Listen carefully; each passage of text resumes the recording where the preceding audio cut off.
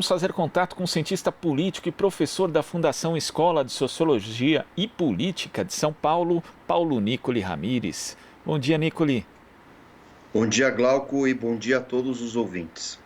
Nicoli, na semana passada nós tivemos uma decisão judicial que proibiu a TV Globo de exibir documentos relativos ao caso da rachadinha, ali, investigação sobre o então deputado estadual e hoje senador Flávio Bolsonaro.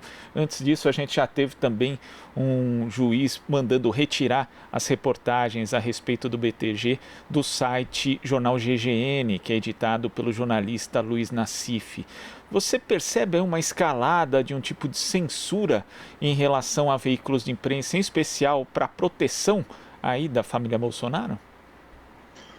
Bom dia. Bom, Glauco, a questão é que há um processo em marcha de fortalecimento do poder judiciário a fim de beneficiar a família Bolsonaro, né?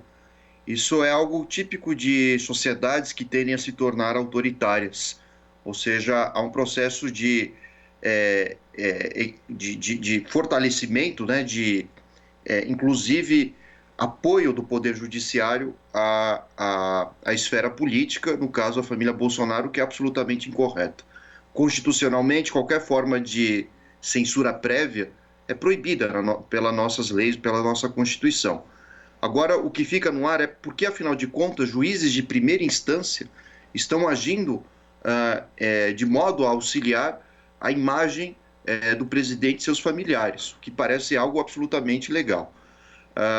Obviamente que a Globo tem um histórico, né, de oposições a governos e até mesmo capacidade de influenciar profundamente a opinião pública a ponto de derrubar esses mesmos governos.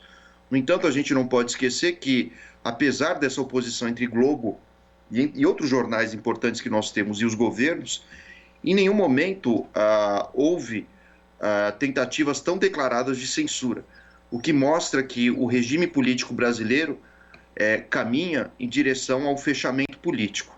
Isso é perigoso porque exercer a liberdade de expressão, esse é só um primeiro passo, né, que nós estamos vendo por vias aparentemente ilegais, mas ao mesmo tempo inconstitucionais, né, que a família Bolsonaro tem tomado para proteger a sua imagem, exatamente para que a imagem dos familiares e da família Bolsonaro não adquira uma concepção mais negativa da sociedade, da opinião pública. Mas, no entanto, a gente não pode esquecer que, à medida que esse tipo de censura não funciona ou deixa de funcionar, à medida que temos internet, temos outros mecanismos de publicação dessas falcatruas que envolvem a família Bolsonaro, mas isso é perigoso porque o primeiro passo para um regime mais autoritário é exatamente a censura da imprensa. E óbvio que isso pode resultar a médio e longo prazo em ameaças a jornalistas e até mesmo formas violentas, né, de calar os nossos jornalistas. E é importante numa democracia que, gostemos ou não, que a democracia, aliás, que a imprensa tenha liberdade de expressão. É para isso que nós temos jornais alternativos aqui, como o caso da Rádio Brasil Atual, exatamente para que a gente tenha esse debate, o direito à contraposição. E o mais saudável nesse caso é que os bolsonaros pudessem, enfim, combater essas posições da Rede Globo e de outros canais, inclusive a nossa Rádio Brasil Atual, não através desses atos que são violentos como a censura, né? Porque cerceia liberdades individuais, a liberdade de expressão, mas através sim do debate, o direito a gente ter acesso ao contraditório, coisa que a família Bolsonaro simplesmente não aceita. Qualquer crítica, seja dentro do governo, fora dele, ou até mesmo através de meios de comunicação, vejam como a família Bolsonaro usa todas as estratégias possíveis, no sentido quase que maquiavélico, né? Embora Maquiavel nunca tenha dito os meios justificam os fins, a obra dele dá a entender isso, então é necessário usar todos os recursos, ameaçar, calar, muitas vezes zombar, inclusive de familiares que perderam membros, né, lógico, da sua família com o coronavírus. Então toda forma de crítica ao governo e dos seus apoiadores passa pelo viés da truculência. A gente viu também na semana passada a Rede Globo sendo de alguma maneira ameaçada, né, fazendo coberturas na frente dos hospitais, no Rio de Janeiro, e literalmente capangas, né, de Crivella acabam perturbando e prejudicando as reportagens ao vivo que mostram os problemas, as deficiências do setor de saúde no Rio de Janeiro. Então há uma marcha, de fato, de cerceamento da liberdade de expressão, seja pelo viés da truculência, por vias legais, e quando não, aqueles que se mostram críticos a Bolsonaro, vejam que também a Polícia Federal também passa a investigá-los. A gente já tem discutido isso aqui, mas o Bolsonaro tem aberto vários braços, né, de repressão às formas de liberdade de expressão. A gente volta a dizer aqui, é importante a gente ter o contraditório, é importante ter uma imprensa livre, seja até mesmo para que a gente possa dizer, olha, aquele canal, aquela rede de TV argumenta de uma maneira equivocada, mas isso faz parte do jogo democrático, né? Nunca aqui, por exemplo, a gente teve a intenção de calar a boca de emissoras que não concordam com a posição dessa emissora e dos seus entrevistados. Mas isso não significa que queiramos eliminá-los, né? É importante a gente ter o debate, é importante vivermos um país democrático e ter acesso ao contraditório. E, Nicole, quando você fala da utilização de todos os meios, às vezes a gente vê alguns episódios de um absurdo tal que acabam sendo naturalizados e isso não pode acontecer. Como, por exemplo, na semana passada a gente teve também o humorista Marcelo Adnet fazendo uma peça ali satirizando o secretário de Cultura, Mário Frias. Não só houve uma resposta bastante agressiva do próprio secretário, mas uma resposta de um órgão oficial do governo, a SECOM, no caso, inclusive ali meio que instigando uma certa onda de ódio contra o humorista. A gente já viu várias coisas acontecendo no Brasil, vários presidentes já foram criticados, ex-presidente Lula, ex-presidenta Dilma, eu não imagino fazendo algo assim, usando a SECOM do governo para responder uma crítica que era de cunho pessoal. Como é que você vê também esse episódio dentro desse contexto aí de tentativas de coibir a liberdade de expressão? Falta ao atual governo federal certos protocolos e trejeitos, né, a respeito do entendimento a respeito do que é uma república, né? Rex publica em latim significa coisa pública.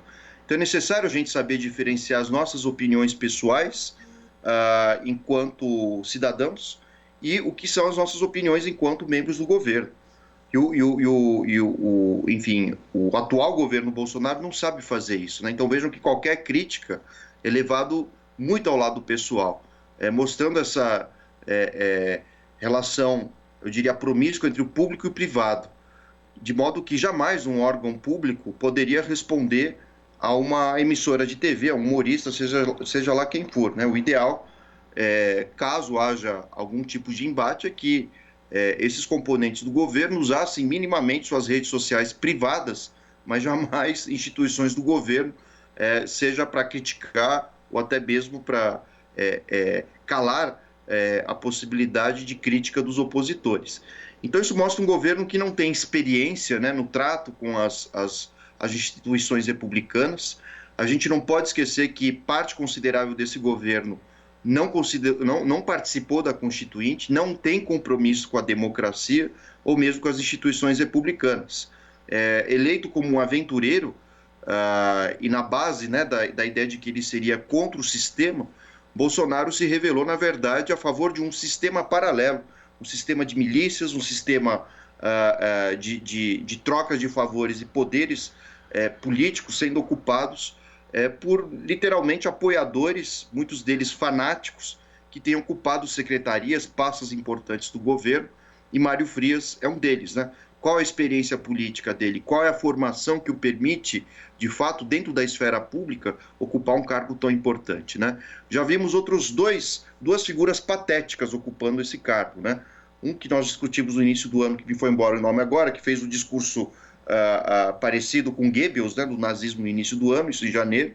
Tivemos Regina Duarte também, que também teve um comportamento esdrúxulo ocupando o cargo, e agora é a vez do Mário Frias, né, se eu não me engano, que, enfim, não tem habilidade e competência necessária para articular a classe artística e muito menos fornecer investimentos, né, privados, públicos, né, ou a intermediação do Estado com investimentos privados da Lei Rouanet para fortalecer o setor artístico. Então, Bolsonaro escolhe ideologicamente os seus componentes, e o que marca essa gestão Bolsonaro é a incompetência, né, dos ocupantes de cargos tão importantes. A gente vê isso também no Ministério da Saúde, com Pazuello, enfim. Literalmente são apoiadores, são seguidores cegos e não necessariamente profissionais competentes com habilidades técnicas e ampla experiência profissional ocupando cargos estratégicos. E o resultado é esse, ou seja, tomando críticas no nível pessoal e, ao mesmo tempo, respondendo aos seus críticos de uma maneira jocosa, enfim, pouco elegante, o que não caberia a representantes do governo realizarem, né? Tá certo, Nicole. Muito obrigado pela sua participação no Jornal Brasil Atual e até a próxima. Muito obrigado e bom feriado a todos. Bom feriado. Conversamos aqui com o cientista político e professor da Fundação Escola de Sociologia e Política de São Paulo, Paulo Nicole Ramires. Você está ouvindo Jornal Brasil Atual. As notícias que os outros não dão.